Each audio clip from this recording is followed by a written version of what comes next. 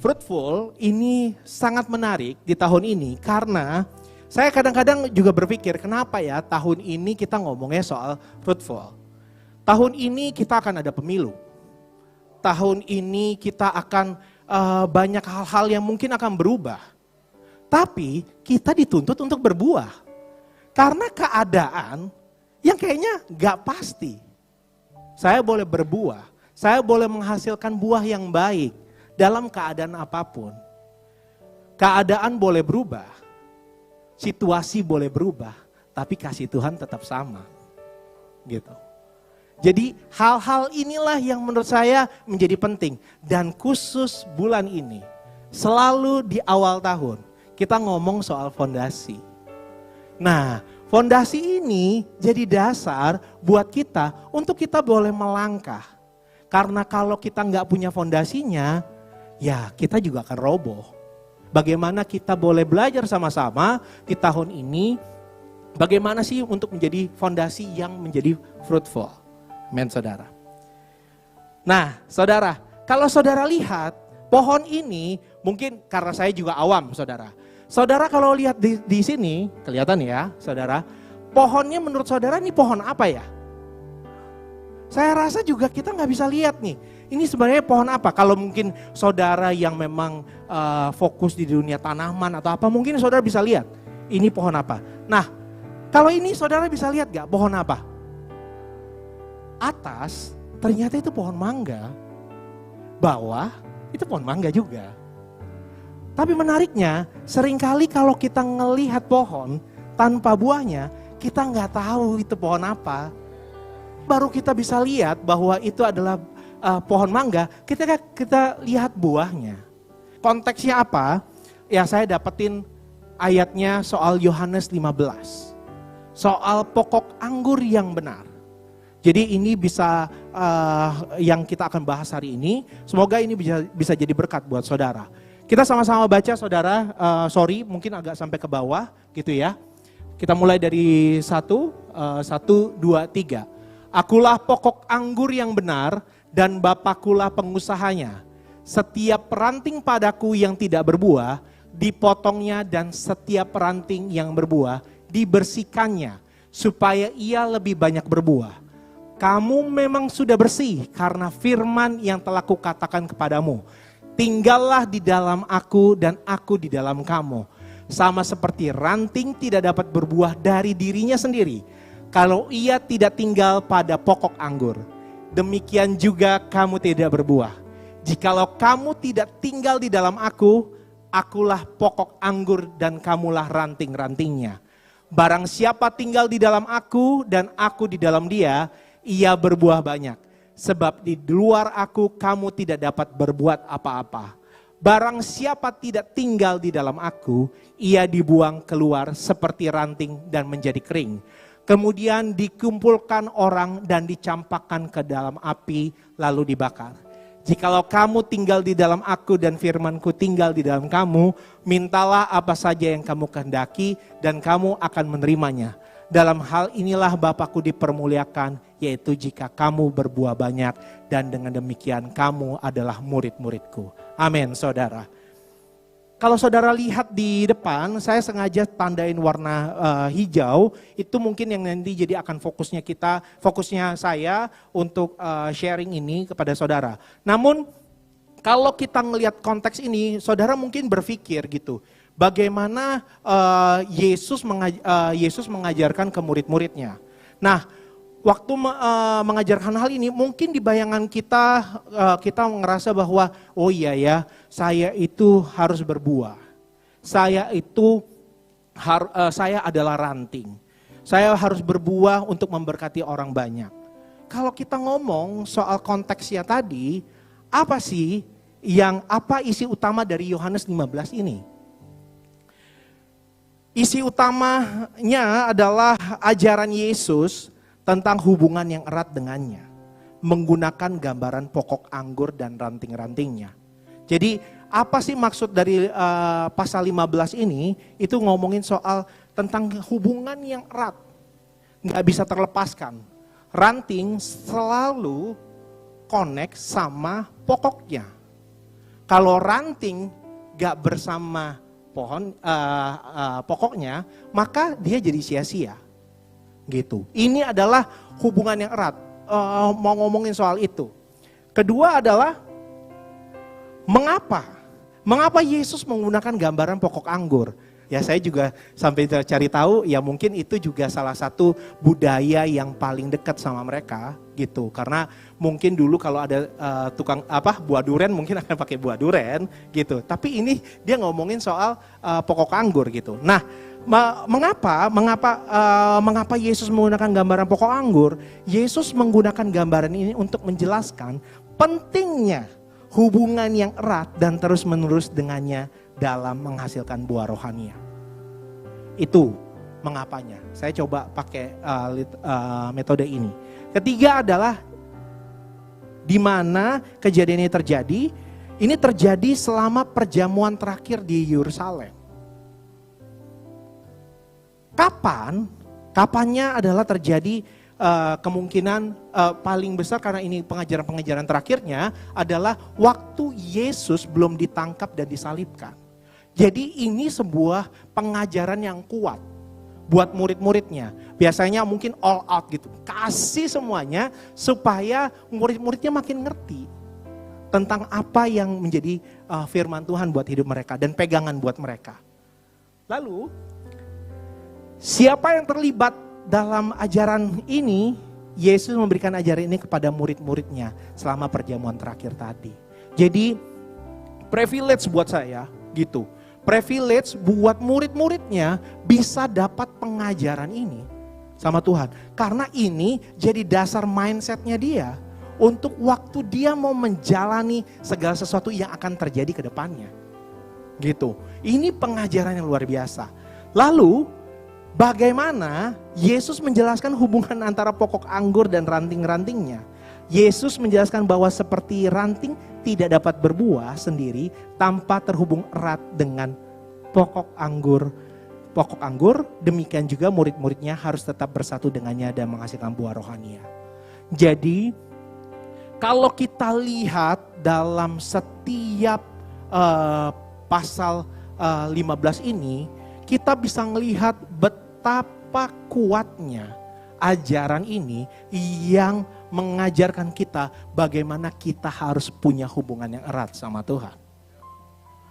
Gak mungkin ayat ini udah ngomong soal bagaimana kalau kita mau terus berbuah, kalau kita mau memberkati orang lain, memberkati orang-orang di sekitar kita, kita harus terhubung dan connect sama Tuhan.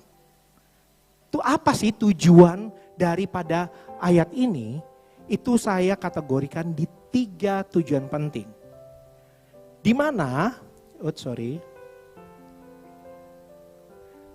mana Tuhan mau ngajarin kita soal soal unity. Tuhan dan kita rantingnya. Tuhan, Yesus jadi pokoknya. Waktu kita terhubung sama dia, sama seperti ayat keempat. Tinggallah di dalam aku dan aku di dalam kamu. Sama seperti ranting tidak dapat berbuah dari dirinya sendiri kalau ia tidak tinggal pada pokok anggur. Demikian juga kamu tidak berbuah jikalau kamu tidak tinggal di dalam aku.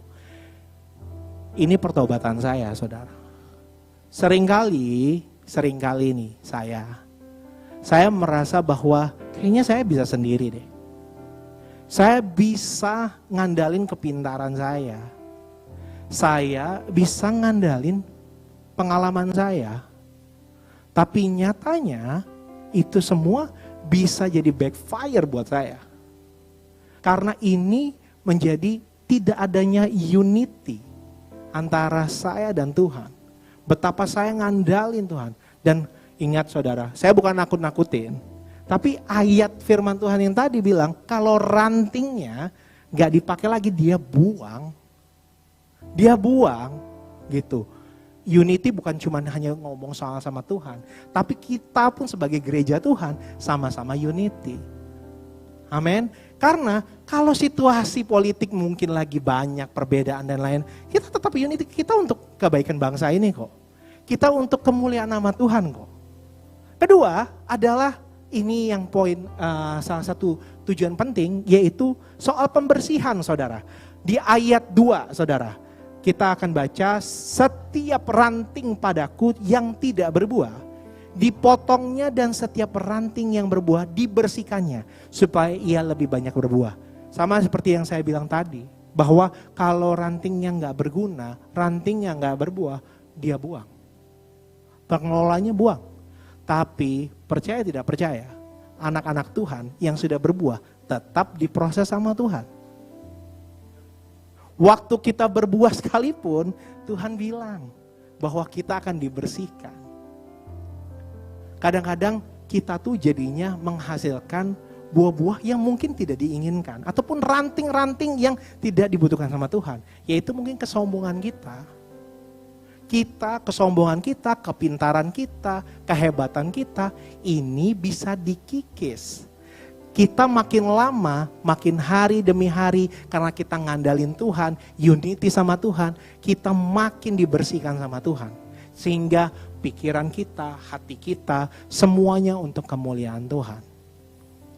Lalu yang ketiga, saya ambil di ayat yang 8, yang paling terakhir. Dalam hal inilah Bapakku dipermuliakan, yaitu jika kamu berbuah banyak, dan dengan demikian kamu adalah murid-muridku. Gimana sih mempermuliakan nama Tuhan? Perbuatan dan buah rohanilah yang tampak dalam kehidupan orang percaya. Apakah kita kelihatan dari looks-nya? Gaya saya keren, itu jadi buahnya? Enggak saudara. Itu harusnya timbul waktu kita melakukan sebuah perbuatan ataupun juga buah-buah rohani yang mungkin bisa dirasakan oleh orang banyak. Dan itu mempermuliakan Tuhan loh. Di ayat itu ngomong bahwa Bapa itu dipermuliakan ketika kita melakukan segala pekerjaannya Tuhan dan menghasilkan buahnya itu. Kalau dari 3 komponen penting tadi, itu fokusnya tuh di Tuhan. Di mana segala unity, pembersihan, lalu mempermuliakan nama Tuhan, memang fokusnya tuh di tengah-tengahnya adalah Tuhan. Jadi kalau kita ngandalin hidup kita, ngandalin kepintaran kita nggak ada arti apa-apa saudara. Makanya mempermuliakan Tuhan karena fokus kita mau sama Tuhan. Itu yang memperlengkapi tujuan tersebut. Fondasinya adalah kasih Tuhan. Kalau nggak ada kasih Tuhan dalam hidup kita nggak tahu nih kita mau berjalan tanpa adanya kasih Tuhan. Bagaimana kita ngejalannya hari-hari kita? Hari-hari yang mungkin berat buat saudara. Hari-hari yang tidak menyenangkan buat saudara. Tapi waktu saudara tahu bahwa fondasinya itu kasih Tuhan, saudara tetap bersuka cita. Karena waktu ngejalani ini, semuanya saya bersama Tuhan.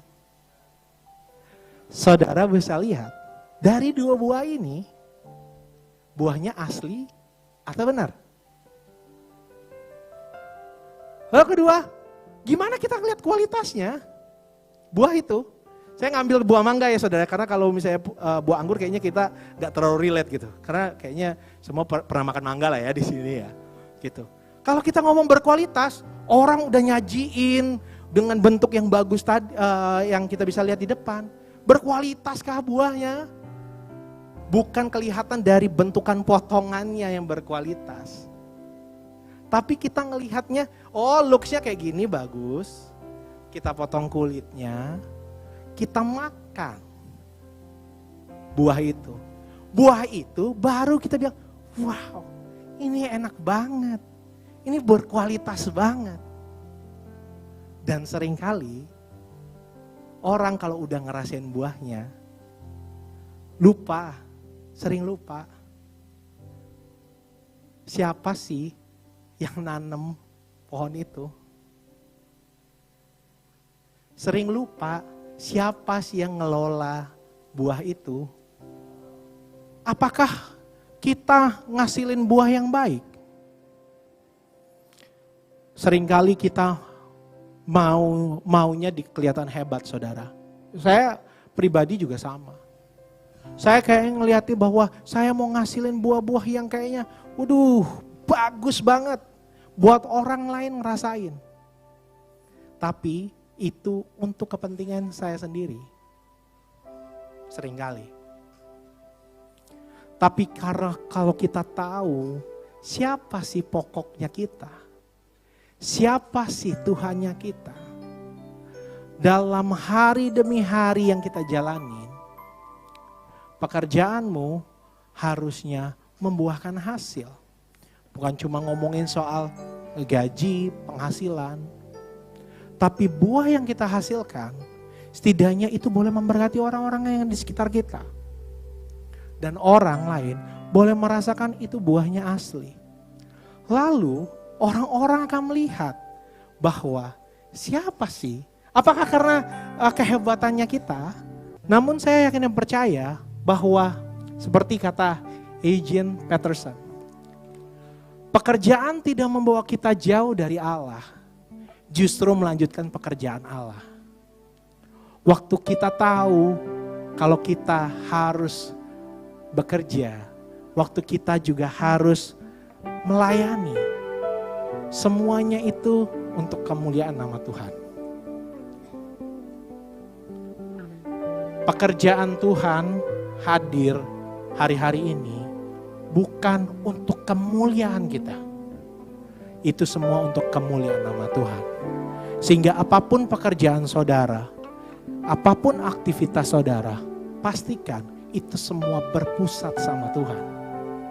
Waktu kita tahu berpusat sama Tuhan, kita sudah melanjutkan pekerjaan Allah di muka bumi ini.